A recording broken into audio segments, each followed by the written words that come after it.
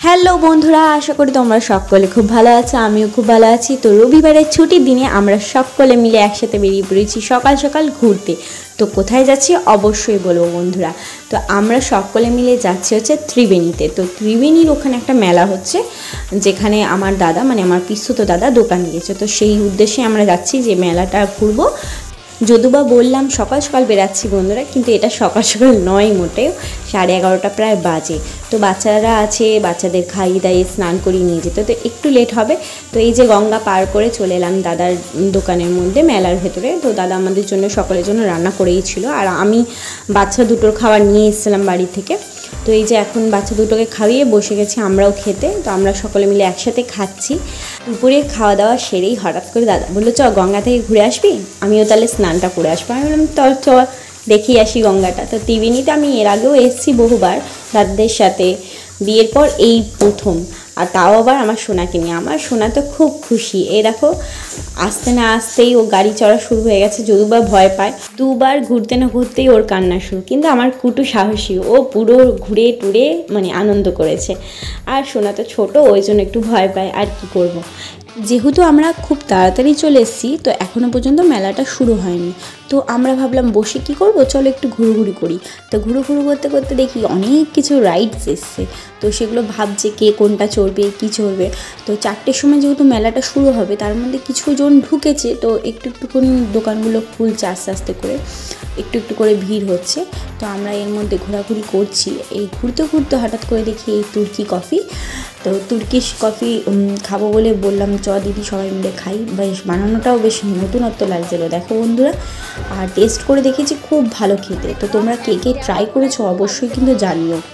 আর এইভাবে যে কফি হয় আমি মানে ফার্স্ট টাইম দেখলাম, আমি এর আগে দেখিনি। আর কফিটা খেতেও দুর্দান্ত ছিল, খুব ভালো বানিয়েছিল ভাইটা।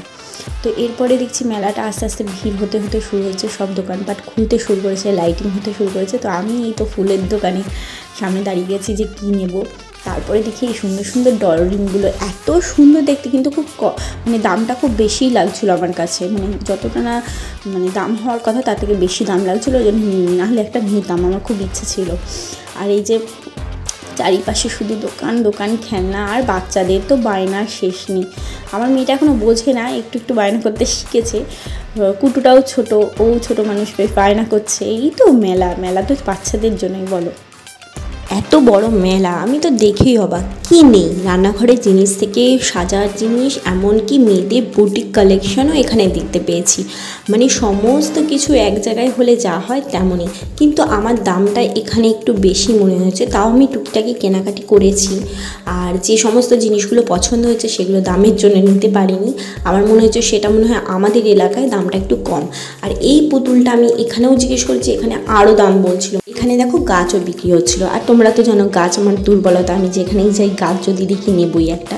কিন্তু দামটা আমাদের ওখানে আমি যেখান থেকে নিই সেখান থেকে মনে হচ্ছিলো বেশি, সব কিছু একটু বেশি বেশি মনে হচ্ছিলো। তো ভাবলাম একটু রাইডসে চড়বো, তাও আমার মা না করে দিল যে মেয়েকে রেখে চড়া যাবে না, আর এখন আর ওই সব চড়ো না, মাথা যদি ঘুরে যায়। আমার মা প্রচণ্ড পরিমাণে ভয় পায়, আর আমি ততটাই সাহসী, মানে আমি রাইডস চড়তে খুব ভালোবাসি।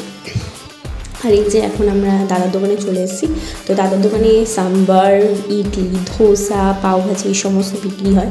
ওই সমস্ত কিছুর মধ্যেই খাওয়া দাওয়াটা সেরে নিয়ে চলে এসেছি এখানে বেলুন ফাটাতে। দাদার ছেলে আর আমি মিলিয়ে বেলুন ফাটিয়ে কিছু ছোট ছোট জিনিস পেয়েছি। জিনিসটা ছোট হোক বা বড়, যেটা তুমি অর্জন করবে সেটাই আনন্দ পাওয়া উচিত। দেখো না বন্ধুরা, কত দরকারি জিনিস পেয়েছি। আর জানো তো বন্ধুরা, এই মেলাতে এমন রাইডস আছে যেগুলো আমি মানে অন্য কোনো মেলাতে দেখিনি। আর সত্যিই ভয়ঙ্কর ছিল। আর যারা চড়ছিল তারা তো ভয় পাচ্ছিল, সাথে সাথে যারা দেখছিল তারাও ভয় পাচ্ছিল। আর সবাই দাঁড়িয়ে দেখছে, মানে নতুনত্ব একটা জিনিস ব্যাপার। আর এর মধ্যে আমরা একটুখানি ঘোরাঘুরি করে নিলাম, তার সাথে অনেক আনন্দ করলাম। সবাই একসাথে একটা সুন্দর মুহূর্ত কাটালাম। তো সেটাই ক্যামেরাবন্দি করেছি, এটাই স্মৃতি হয়ে রয়ে যাবে। প্রত্যেকের জীবনে এমন দিন আসুক যাতে সেই দিনটা তার কাছে স্মৃতিময় হয়ে থাকে, ভালো লাগা হয়ে থাকে।